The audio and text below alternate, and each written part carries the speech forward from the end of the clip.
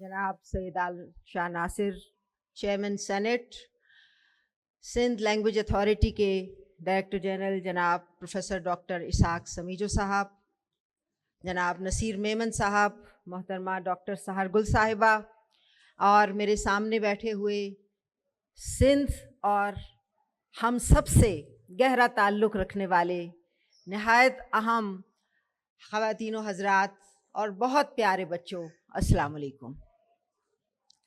یہ بات حقیقتاً پاکستان اکادمی ادبیات پاکستان کے لیے باعث مسرت ہی نہیں، قابل فخر ہے کہ آج سندھی زبان کے ہی نہیں بلکہ پاکستان کے، بلکہ پورے عالم انسانیت کے عظیم ترین شعراء میں سے ایک شاعر شاہ عبداللطیف بھٹائی کے نام پر بچوں کا ایک میلہ اس عمارت میں منعقد کیا جا رہا ہے۔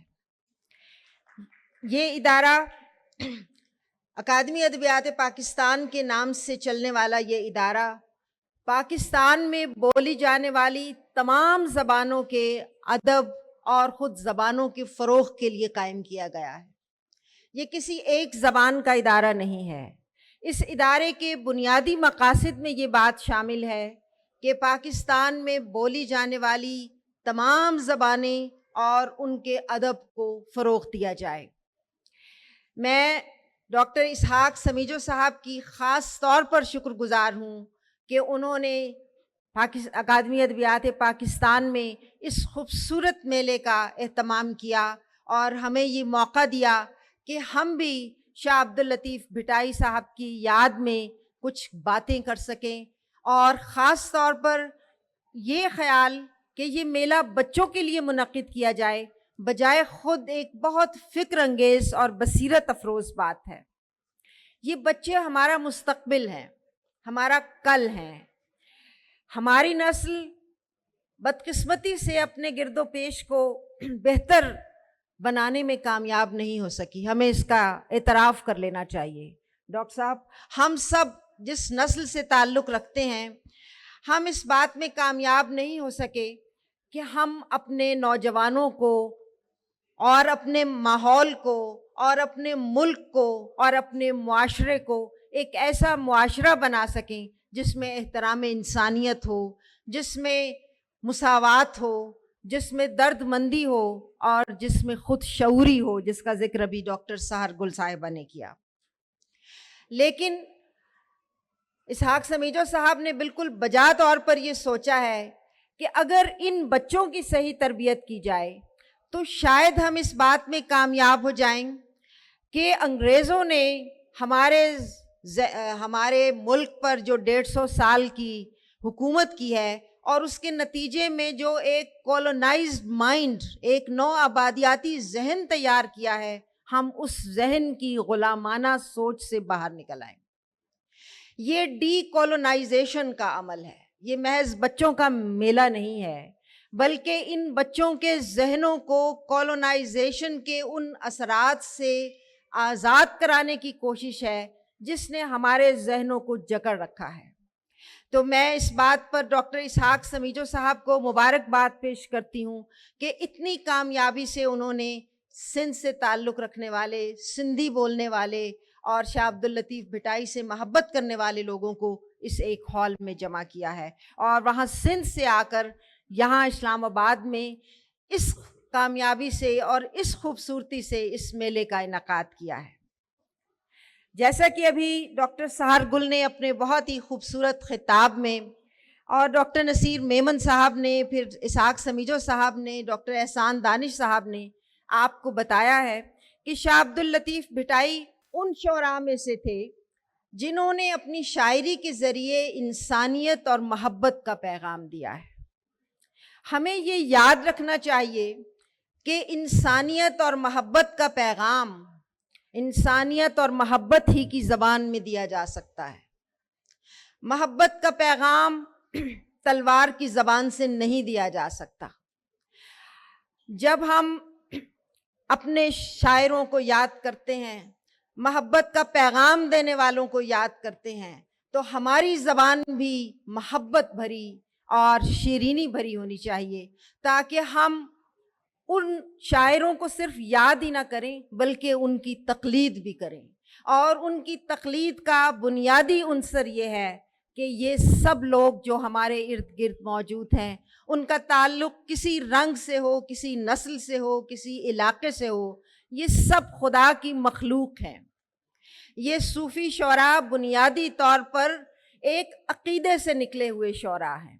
اگر ہم ان شعراء کی شاعری کی روح کو سمجھنے کی کوشش کریں تو وہ انسان اور خدا کے درمیان تعلق کو پیدا کرنے کی کوشش کرتے ہیں۔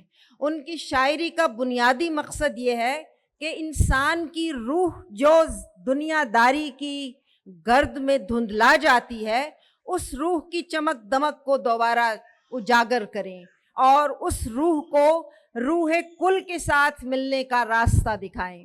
تو ہمیں ان کے اس پیغام کو بھی یاد رکھنا چاہیے اور ان کے پیغام کے ساتھ اپنے لوگوں کو، اپنے عوام کو بیدار کرنے کی کوشش کرنی چاہیے۔ میں سندھیوں سے اس حوالے سے بہت محبت کرتی ہوں کہ سندھی ہوں یا بلوچی ہوں یا پشتون ہوں، وہ سب کے سب اپنی زبان سے گہری محبت کرتے ہیں اور اپنی زبان کے ذریعے اپنی شخصیت کے اظہار کو پسند کرتے ہیں۔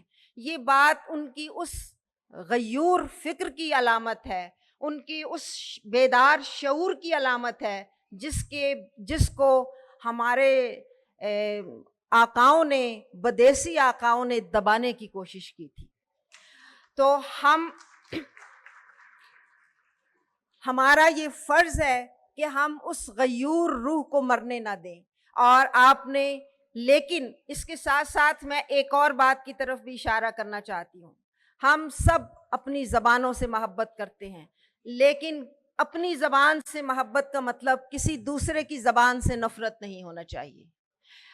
ہم سندھی سے محبت کرتے ہیں تو اس کا یہ مطلب نہیں ہے کہ اردو یا پنجابی یا بلوچی سے نفرت کریں۔ ہم اردو یا پنجابی یا بلوچی سے محبت کرتے ہیں تو اس کا یہ مطلب نہیں ہے کہ ہم سندھی یا پشتو کو رد کریں۔ ہمارے درمیان اور ہماری روح میں اتنی کشادگی ہونی چاہیے کہ ہم ہر زبان کو سے محبت کر سکیں۔ جو شخص اپنی زبان سے محبت کرتا ہے وہ دوسرے کی زبان سے بھی محبت کر سکتا ہے، اس کی عزت کر سکتا ہے۔ میرا تعلق پنجاب سے ہے۔ میں اپنے بچپن سے اردو بولتی رہی ہوں اور اردو میں لکھتی ہوں، اردو کی ادیب اور اردو کی شاعر ہوں۔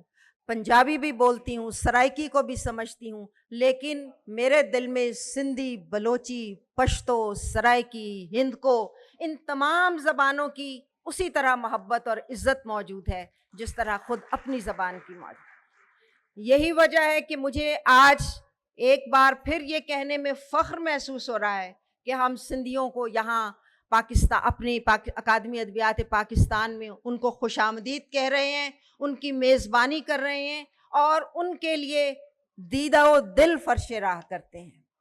ہم سمجھتے ہیں کہ نہ صرف سندھی بلکہ پاکستان کی دیگر زبانیں بھی، بلوچی ہو، براہوی ہو، پشتو ہو، ہندکو ہو، گلگت بلتستان کی زبانیں ہوں، چھوٹی ہوں یا بڑی ہوں، کوئی زبان بھی چھوٹی نہیں ہوتی۔ ہر زبان اپنے بولنے والوں کے دل و دماغ اور روح کی عکاس ہوتی ہے۔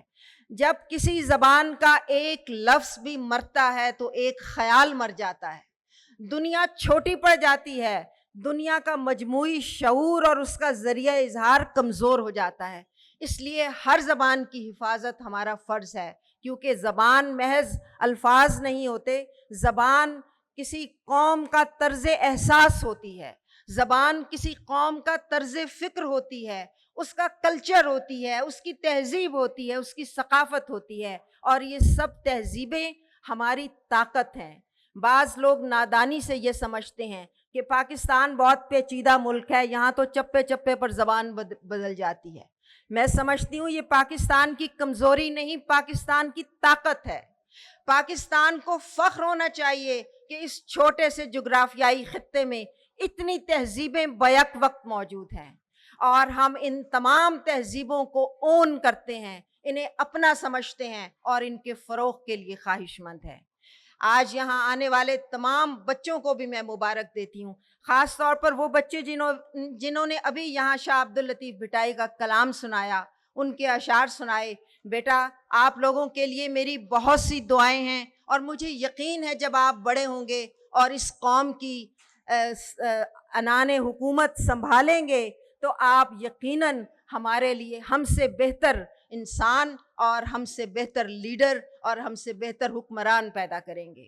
ایک بار پھر میں ڈاکٹر اسحاق سمیجو صاحب کی شکر گزار ہوں۔ اس کے ساتھ ساتھ میں چیئرمین سینٹ صاحب کی بھی بہت شکر گزار ہوں کہ وہ تشریف لائے ہیں بچوں کی حوصلہ افزائی کے لیے، سندھی زبان سے اپنے تعلق کے لیے۔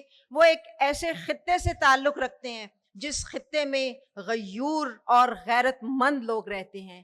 یہ وہ خطہ ہے جو پاکستان کے لیے ایک روح کی حیثیت رکھتا ہے۔ بدقسمتی سے مختلف وجوہات کی بنا پر، اور ان وجوہات کا تعلق ہرگز عوام سے نہیں ہے، ان وجوہات کا تعلق سیاست سے ہے، اور ان وجوہات کا تعلق ان بین الاقوامی سازشوں سے ہے جس کے نتیجے میں اس خطے کے عوام کو محرومیوں کا شکار رکھا گیا ہے۔ لیکن ہم سلام پیش کرتے ہیں بلوچستان کو، اہل بلوچستان کو، جنہوں نے پاکستان کے ساتھ اپنی وابستگی پر کبھی سمجھوتا نہیں کیا۔